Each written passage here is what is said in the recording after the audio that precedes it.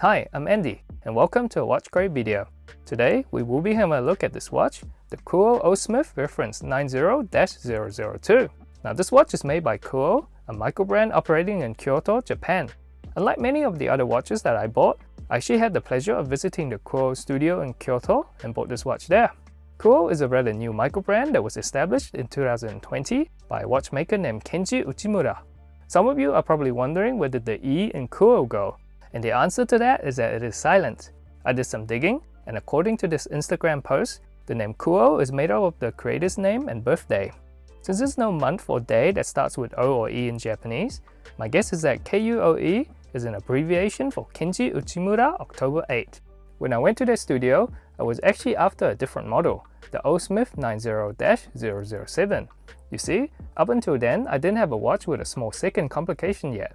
However, after seeing and trying on the watches in person, this model won me over in the end. If you have the chance to drop by their studio, I highly recommend doing so, as you can inspect and try on most of the watch lineup, choose straps and upgrades, and get the watch assembled there. For this model, the O-Smith 90-002, Kuo currently offers the watch with either a date or no date option. Each option comes with 5 different colors for the dial. We have black, cream, blue, green, and a recently released brown. On top of all of these options, you can also opt for a couple of extra upgrade options. One is to upgrade the dial to use Swiss BGW9 lume, the other is to upgrade the watch glass from mineral to sapphire crystal. This one you see here is the blue no-date version. It seems that recently Kuo has released a new bronze version and a bigger case version. In terms of price, the basic option with no upgrade is currently priced at $373 US, the dial upgrade is $56 US, and the sapphire crystal upgrade is $138 US. According to their website, this price includes DHL shipping. As for me, I got this watch for 45,300 yen. If you convert that to dollars, you'll be able to see that I got a pretty good discount. I guess it was worth it to ship myself to Japan instead of paying for DHL Express. Now for the packaging, it's pretty basic, but also quite fancy. First we have an outer cloth bag, then an inner cardboard box. Inside we have the watch and an extra strap. Underneath that we have the cleaning cloth and a paper sleeve that contains the warranty and a mini manual. Depending on the watch, you may get a different packaging. I believe the more expensive Royal Smith comes with a much nicer box. Now let's check out the watch dimensions and specs. The watch has a diameter of 35mm, it is 13.5mm thick if we include a watch glass. The lug width is 18mm, the lug-to-lug length is 42.2mm. I did not choose the sapphire crystal upgrade, so this one here is a very dull mineral crystal, and sadly without any AR coating. The water resistant rating is 100 meters. The watch does have a screw down crown and case backs, so I believe this is accurate. On the provided khaki strap, the watch weight ends at 52 grams. For the movement, this watch is powered by the Seiko NH38 movement. The NH38 is a no-date automatic movement that beats at 3 Hz or 21,600 beats per hour. The movement supports hacking and hand winding. It has a power reserve of 41 hours, and the out-of-the-box accuracy rating is -20 seconds to +40 seconds per day. This particular watch is running at -2 seconds per day. Not too bad, I reckon. Personally, I prefer a watch to run fast rather than slow, but 2 seconds is not bad. Next up, let's have a closer look at the watch. The watch has a classic round watch case that is often seen in pilot and dress watches. The case is polished on top and sides. There's also a small chamfered edge near the lugs. The back of the case is also polished. We have a screw-down case back that's laser printed with a watch model and some other informative text. For the crown, we have a screw-down crown that is signed with the Kuo logo. The knurling of the crown is done in a coin edge style. It is smooth to the touch but also easy to grip. The winding, locking and unlocking operations are also quite smooth.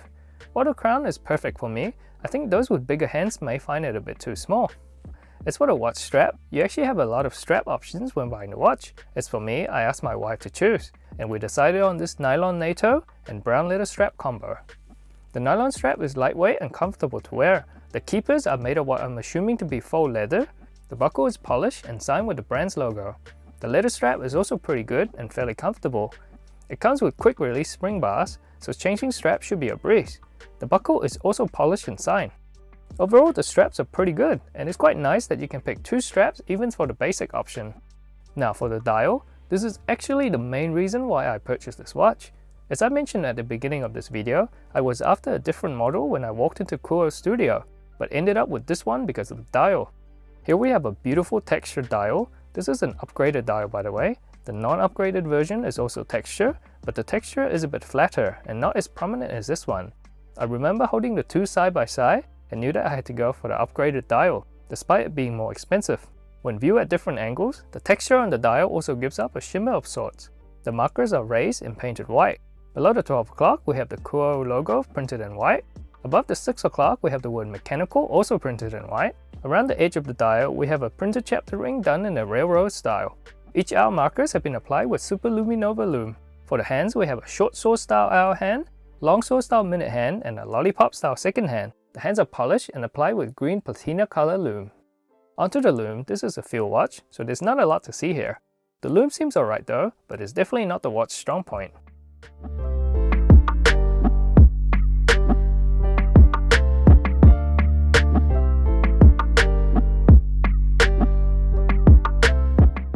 So, how does it fit? Well, at 35mm in diameters and 42.5mm lug to lug, it's a perfect fit for my 6.2 inch wrist. I reckon it makes a great fit for wrist sizes up to 7 inches. If you have a bigger size wrist, I recommend checking out the bigger 38mm version of this watch. So, what are my thoughts about the watch? Well, it is a well-built watch, powered by an entry-level but reliable automatic movement. I like how Kuo doesn't cut corners and use the proper no-date NH38 movement instead of the possibly cheaper NH35 for this watch. The watch case is nicely finished and also comes with a screw-down crown.